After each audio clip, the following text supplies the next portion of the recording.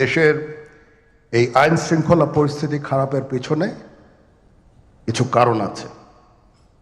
প্রথম কারণটা হচ্ছে যে আমরা নিজেরা হানাহানির মধ্যে ব্যস্ত, একজন আরেকজনের বিরুদ্ধে বিষোদ্গারে ব্যস্ত। এটা একটা চমৎকার সুযোগ অপরাধীদের জন্য। যেহেতু আমরা একটা অরাজক পরিস্থিতির মধ্যে বিরাজ করছি, তারা খুব ভালোভাবেই জানে যে এই সময়ে যদি এই সমস্ত অপরাধ করা যায় তাহলে এখান থেকে পরিত্রাণ পাওয়া সম্ভব। সেই কারণে এই অপরাধগুলো হচ্ছে। আমরা যদি সংগঠিত থাকি, একত্রিত থাকি, তাহলে অবশ্যই এটা সম্মিলিতভাবে মোকাবেলা করা সম্ভব হবে। Police, RAB, BGB, DGFI, NSI এগুলো দেশের জন্য অত্যন্ত গুরুত্বপূর্ণ কাজ করেছে অতীতে। খারাপ কাজের সাথে অসংখ্য ভালো কাজ করেছে। আজকে যে দেশের স্থিতিশীলতা, দেশটাকে যে এত বছর স্থিতিশীল রাখা হয়েছে, এটার কারণ হচ্ছে এই সশস্ত্র বাহিনীর বহু সেনা সদস্য, সিভিলিয়ান সবাই মিলে এই অর্গানাইজেশনগুলোকে, অসামরিক, সামরিক সবাই মিলে এই অর্গানাইজেশনগুলোকে এফেক্টিভ রেখেছে। সেই জন্য আজকে সুন্দর, এতদিন ধরে আমরা একটা সুন্দর পরিবেশ পেয়েছি।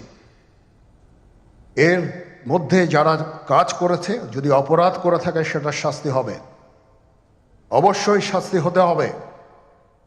না হলে এই জিনিস আবার ঘটবে। আমরা সেটাকে বন্ধ করতে চাই চিরতরে, কিন্তু তার আগে মনে রাখতে হবে আমরা এমনভাবে কাজটা করব এই সমস্ত অর্গানাইজেশনগুলো যেন আন্ডারমাইন না হয়।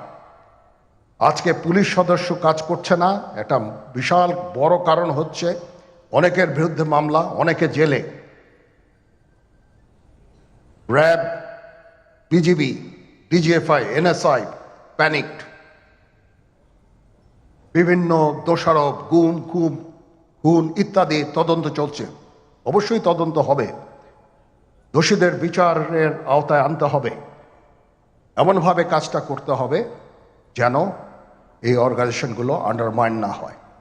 এই অর্গানাইজেশনগুলোকে যদি আন্ডারমাইন করে আপনারা মনে করেন যে দেশে শান্তি শৃঙ্খলা বিরাজ করবে, সবাই শান্তিতে থাকবেন, সেটা হবে না, সেটা সম্ভব না। আমি আপনাদের পরিষ্কার করে বলে দিচ্ছি, এই দেশের শান্তি শৃঙ্খলা রক্ষার দায়িত্ব খালি সেনাবাহিনীর না। 2 লক্ষ পুলিশ আছে, বিজিবি আছে, র্যাব আছে, আনসার ভিডিপি আছে, আমার আছে হচ্ছে 30,000 সৈন্য। এদেরকে আমি এই যে একটা বিরাট ভয়েড, আমি এই 30,000 সৈন্য দিয়ে আমি কিভাবে এটা পূরণ করব? 30,000 থাকে, আবার 30,000 চলে যায় ক্যান্টনমেন্টে, আরো 30,000 আসে। এটা দিয়ে আমরা দিন রাত আমরা চেষ্টা করে যাচ্ছি। এখানে যে সমস্ত উচ্ছৃঙ্খল কাজ হয়েছে সেটা আমাদের নিজস্ব তৈরি, এটা আমাদের নিজস্ব ম্যানুফ্যাকচার, আমরা নিজস্ব এইগুলো তৈরি করেছি। এই বিপরীতমুখী কাজ করলে এসে কখনো শান্তি শৃঙ্খলা আসবে না। এই জিনিসটা আপনাদের মনে রাখতে হবে। 2009 সালের 25শে ফেব্রুয়ারি আমরা এই 57 জন চৌকস সেনা অফিসার, এবং শুধু তাই নয়, আমাদের কিছু কিছু পরিবারবর্গর সদস্যদের আমরা হারিয়েছি। এখানে আসার সময় এই ছবিগুলো আমি দেখছিলাম। এই ছবিগুলো আপনারা অনেকে ছবিতে দেখেছেন, কিন্তু এগুলো আমার সব চাক্ষুষ দেখা। আমি একটা চাক্ষুষ সাক্ষী এই সমস্ত বর্বরতার। একটা জিনিস আমাদের সবসময় মনে রাখতে হবে, এই বর্বরতা কোনো সেনা সদস্য করেনি, সম্পূর্ণটাই তদানীন্তন বিজিবি সদস্য দ্বারা সংঘটিত। Full stop. এখানে কোনো ইফ এবং বাট নাই। এখানে যদি ইফ এবং বাট আনেন, এই যে বিচারিক কার্যক্রম এতদিন ধরে হয়েছে, 16 বছর ধরে 17 বছর ধরে যারা জেলে আছে, যারা কনভিক্টেড, সেই বিচারিক প্রক্রিয়া ব্যাহত হবে। এই জিনিসটা আমাদের খুব পরিষ্কার করে মনে রাখা প্রয়োজন। এই বিচারিক প্রক্রিয়াকে নষ্ট করবেন না। যে সমস্ত সদস্য শাস্তি পেয়েছে তারা শাস্তি পাওয়ার যোগ্য। এখানে কোনো রাজনৈতিক নেতৃবৃন্দ এর মধ্যে উপস্থিত ছিল কিনা, ইনভলভ ছিল কিনা, বাইরের কোনো শক্তি এর মধ্যে ইনভলভ ছিল কিনা, সেটার জন্য কমিশন করা হয়েছে। কমিশনের চেয়ারম্যান এখানে আছেন, উনি এটা বের করবেন এবং আপনাদের জানাবেন। বটম লাইন হচ্ছে যে এই সমস্ত আমাদের এই চৌকস সেনা সদস্য যারা প্রাণ হারিয়েছেন, তারা প্রাণ হারিয়েছেন তদানীন্তন বিডিআর সদস্যদের গুলিতে। আমরা নিজেরা এই সমস্ত জিনিস নিয়ে অনেক ভিন্ন মত পোষণ করছি। কেউ কেউ এই জিনিসটাকে ভিন্ন খাতে প্রবাহিত করার চেষ্টা করছি। সেটা আমাদের জন্য মঙ্গলজনক হবে না। আজকে যদি আমার যে উপদেশ আমি কিছু দিয়ে যাব, সেটা যদি আপনারা গ্রহণ করেন, আপনারা লাভবান হবেন, আমি এটা আপনাদের নিশ্চিত করছি। আমরা নিজেরা ভেদাভেদ সৃষ্টি না করি, আমরা নিজেরা ইউনাইটেড থাকি। আমাদের মধ্যে যদি কোনো সমস্যা থেকে থাকে, কোনো ব্যত্যয় থেকে থাকে, কোনো গ্রিভান্সেস থেকে থাকে, সেটা আমরা আলোচনার মাধ্যমে সমাধান করব। এটার জন্য ডানে বায়ে দৌড়িয়ে কোনো লাভ হবে না, নিজের ক্ষতি ছাড়া কোনো লাভ হবে না। আমি আপনাদের এই জিনিসটা নিশ্চিত করে দিচ্ছি। কিছু কিছু সদস্যদের দাবি যে তারা 2009 সাল থেকে আজ পর্যন্ত বিভিন্ন শাস্তি পেয়েছেন। কেউ কেউ দায়ী করছেন যে তারা অযাচিতভাবে শাস্তি পেয়েছেন। এটার জন্য আমি একটা বোর্ড করে দিয়েছি, একজন লেফটেন্যান্ট জেনারেল সেই বোর্ডের সদস্য। প্রথম ফেজে 51 জন সদস্যর ব্যাপারে আমার কাছে রিকমেন্ডেশন নিয়ে এসেছে। তার রিকমেন্ডেশনের অধিকাংশই আমি গ্রহণ করেছি এবং আরও বেশি আমি দিয়েছি।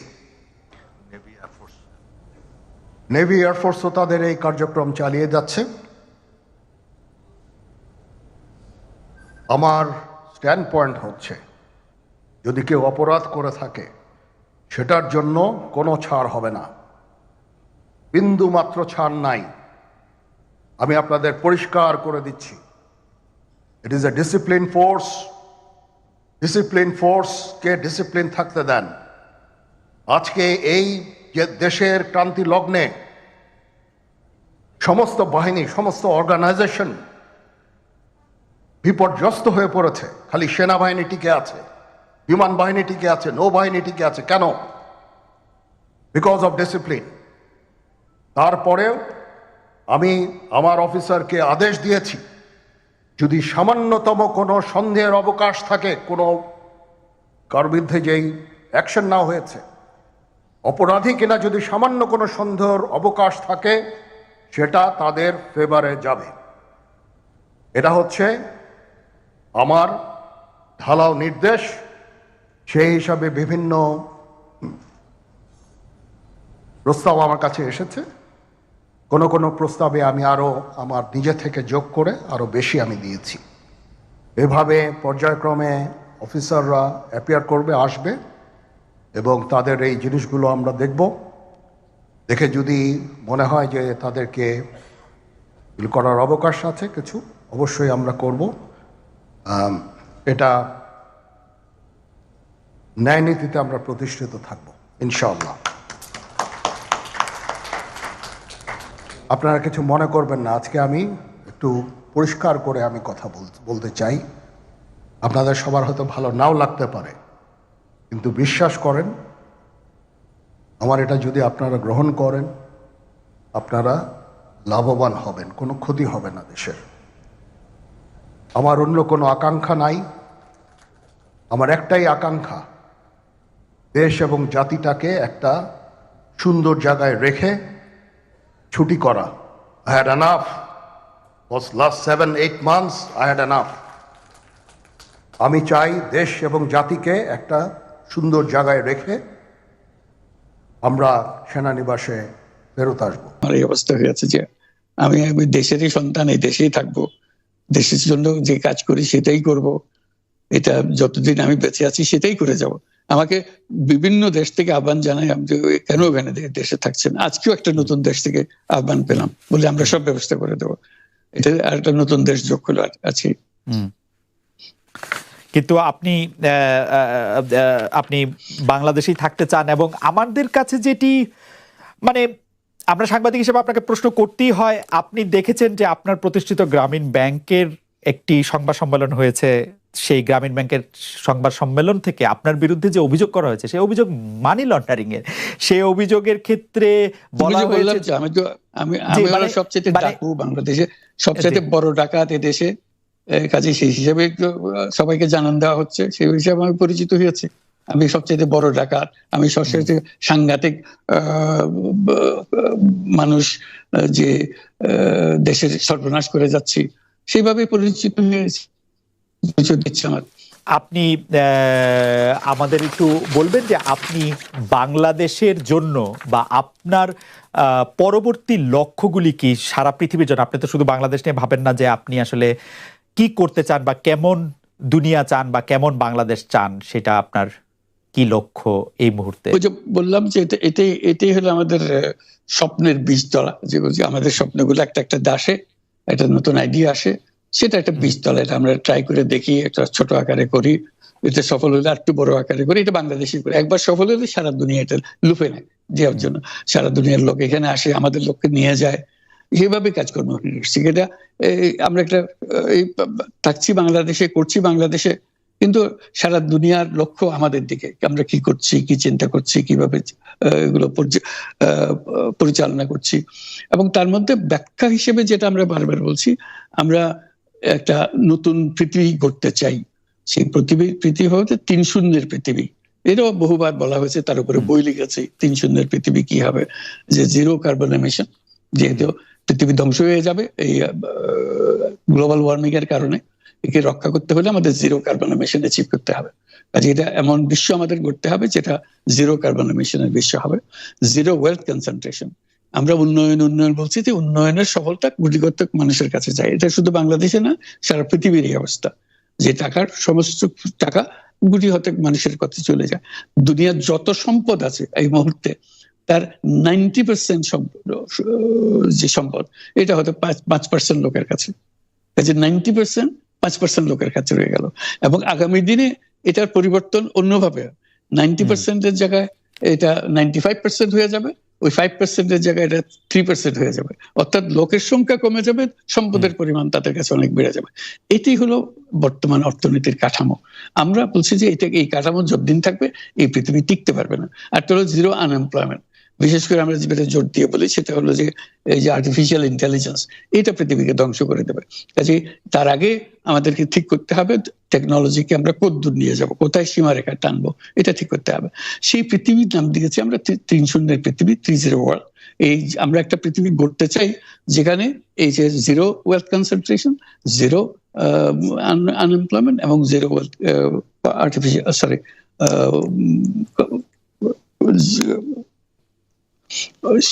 গ্লোবাল ওয়ার্মিং 0 হবে। এটাই এই 3টা 0-র মধ্যে আমরা থাকবো। তো সেটা বিভিন্ন দেশে এটা পর্যালোচনা বৈঠক হচ্ছে, বিভিন্ন বিশ্ববিদ্যালয়ে সেটা নিয়ে আলোচনা হচ্ছে, আমাদেরকে আমন্ত্রণ জানাচ্ছে, আমরা সেগুলো বিশ্বকে বোঝানোর চেষ্টা করছি। এটার বড় নিয়ামক হবে সোশ্যাল বিজনেস। এই সোশ্যাল বিজনেসের মাধ্যমে এগুলো করা যাবে। কারণ সোশ্যাল বিজনেস সঙ্গে আসছে, সোশ্যাল বিজনেস এবং কত জায়গা থেকে কত ভিন্নভাবে এগুলো প্রসার করা হবে, সেটা আমাদের উপর আমাদের দায়িত্ব হয়। আমরা এগুলো ব্যাখ্যা করি, আমাদেরকে বিভিন্ন বিশ্ববিদ্যালয়ের মারফতে হয়। 107টা বিশ্ববিদ্যালয়ের এখন সোশ্যাল বিজনেস সেন্টার আছে। এটার নাম হলো সাধারণত ইউনুস সোশ্যাল বিজনেস সেন্টার নামে পরিচিত হয়। নিত্য নতুন বিশ্ববিদ্যালয়ের সঙ্গে যুক্ত হচ্ছে। সর্বশেষ যেটা কিছুদিন আগে আমরা পত্রিকায় দিয়েছিলাম, যে finance university of Russia, finance university Moscow, তারা বলছে যে আমরা এখানে ইউনেস সোশ্যাল বিজনেস সেন্টার করব এবং আপনাকে একটা দায়িত্ব দেব, একটা ইন্টারন্যাশনাল অ্যাডভাইজারি কমিটি আমাদেরকে বানিয়ে দেবেন এবং আপনি সারাক্ষণ এটা তদারকি করবেন। সেটা এই সপ্তাহের মধ্যে আরেকটা বৈঠক হবে, তাদের সঙ্গে জুম মিটিং হবে, যে তারা অগ্রসর হচ্ছে। অর্থাৎ এটার গতি শুধু সীমাবদ্ধ কোনো বিশেষ ধরনের কাজে না। চায়না এটার একটা অগ্রগামী দেশ, যেটাতে সোশ্যাল বিজনেস নিয়ে তারা বহু পরিমাণ মনোযোগ দিচ্ছে। কাজে এইটা দুনিয়ার ডানে বাঁয়ে উত্তর দক্ষিণে সবার কাছে আছে। কাজে সেটাকে আমরাকে তুলে ধরছি। এটার আমাদের বড় বক্তব্যটা হলো যে বর্তমান যে কাঠামোর উপরে বিশ্ব পরিচালনা হচ্ছে, সেই কাঠামো, সেই বিশ্ব এটা আত্মঘাতী একটা বিশ্ব। এটা নিজেকে বিলুপ্ত করা ছাড়া এটার কোনো গতি নেই, যে গতিতে আমরা এগোচ্ছি। কাজে এই বিলুপ্ত হওয়ার আগে যদি আমরা নতুন কাঠামো করতে পারি, নতুন সভ্যতা গড়ে তোলা, এই নতুন সভ্যতা গড়ে তোলার জন্য এই সমস্ত আয়োজন হচ্ছে। সেই কারণেই এই পৃথিবীর এত ইন্টারেস্ট দেখছেন, যে আলোচনা দেখছেন, যে তারাও অনুভব করে যে এটার একটা রাস্তা বের করতে হবে। আমরা একটা রাস্তা বের করেছি, এটা তাদের কাছে সম্পূর্ণ মনে হচ্ছে নাকি আরো এডিশন দরকার হবে, কিন্তু তারা এটার মধ্যে জড়িত হতে চায়, তারা করছে। তার সঙ্গে আমরা 30 ক্লাব, আমরা বলছি যে এটা শুধু মুখে কথা বললে হবে না, এটা কার্যে পরিণত করতে হবে। পাঁচজন সদস্য নিয়ে ইয়ুথদের মধ্যে প্রচার করার, যুবকদের মধ্যে প্রচার করার জন্য, 12 বছর বয়স থেকে 35 বছর বয়স পর্যন্ত, এই বয়সের মধ্যে যে 5 জন মিলে একটা ক্লাব করবে, 30 ক্লাব। তাদের অঙ্গীকার হবে, আমি ব্যক্তিগতভাবে